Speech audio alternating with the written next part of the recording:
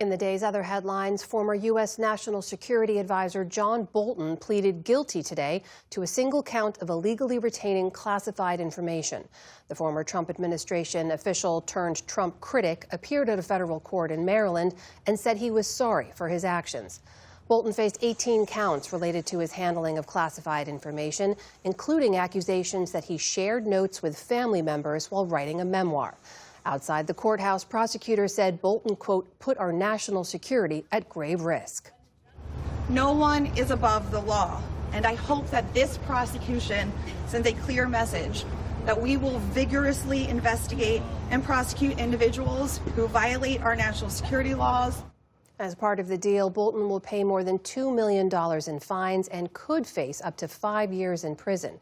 His sentencing is set for October 28th. The House Oversight Committee has served subpoenas to billionaire investor Leon Black after he refused to answer some questions during voluntary testimony today about his ties to Jeffrey Epstein. The former head of Apollo Global Management denied any criminal wrongdoing, saying he was deceived by the late sex offender. Black maintained a years-long relationship with Epstein and paid him a reported $158 million in fees between 2012 and 2017. But in his opening statement, Black said he was unaware of Epstein's nefarious activity until later, saying, quote, I knew Jekyll, I didn't know Hyde. Israel and Lebanon signed a framework agreement today aimed at ending the fighting between the Israelis and Hezbollah. No details were made public, but an Israeli official told the Associated Press that talks have addressed a redeployment of Israeli forces inside Lebanon after the territory is cleared of Hezbollah infrastructure and the militant group is disarmed. Flanked by the Israeli and Lebanese ambassadors in Washington today, Secretary of State Marco Rubio called the new document a first step toward peace. Israel's representative agreed. In this performance-based trilateral framework agreement, Iran is out, Hezbollah is out, and the road to peace between Israel and Lebanon is in. Earlier in the day, plumes of smoke could be seen near the Lebanese city of Nabatea after the latest Israeli airstrikes there. That is in spite of a ceasefire with Hezbollah. The Iran-backed group has not been a party to the U.S.-mediated talks and has said it will not agree to any plan that would include its disarmament or removal. Russia's military says it intercepted more than 600 Ukrainian drones overnight as Kyiv launched one of its largest attacks since the start of the war. Drones targeted more than a dozen regions and Russian-occupied Crimea, seen in this footage released by the Ukrainian military. Russian officials in Crimea declared a state of emergency amid a rise in Ukrainian attacks. In the meantime, in eastern Ukraine, local officials say a Russian attack injured at least 7 people and damaged several buildings in Zaporizhia. Also today, there were scenes of joy and relief as the latest prisoner swap saw 160 service members head home from each side. President Volodymyr Zelensky says almost all of the Ukrainian prisoners had been in captivity since 2022.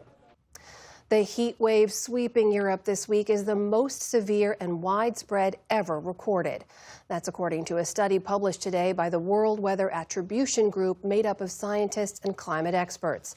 The UN's weather agency says the deadly heat wave will move east this weekend, carrying more record-breaking temperatures.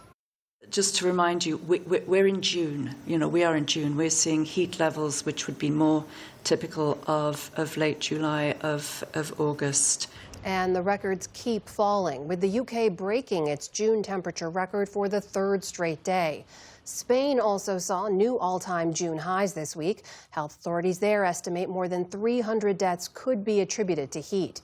The Netherlands closed many schools and some government operations to avoid unnecessary heat exposure. And at Rome's famous Colosseum, local authorities are using mist to try to bring some relief to visitors. In World Cup action, all 3 host nations, Canada, Mexico, and the U.S., are advancing to the knockout round, even though Team USA lost to Turkey late last night. France and Norway are also moving forward. They played each other this afternoon, with France winning 4-1.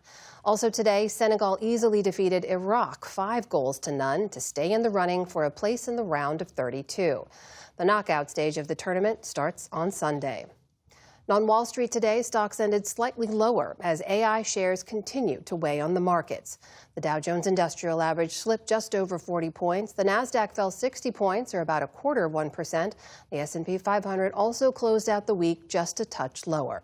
Still to come on the News Hour, more public school districts across the country limit screen time for students.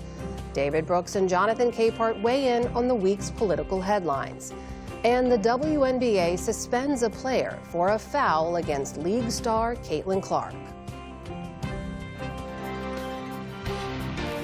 This is the PBS News Hour from the David M. Rubenstein Studio at WETA in Washington, headquarters of PBS News. Support journalism you trust. Support PBS News. Donate now, or even better, start a monthly contribution today.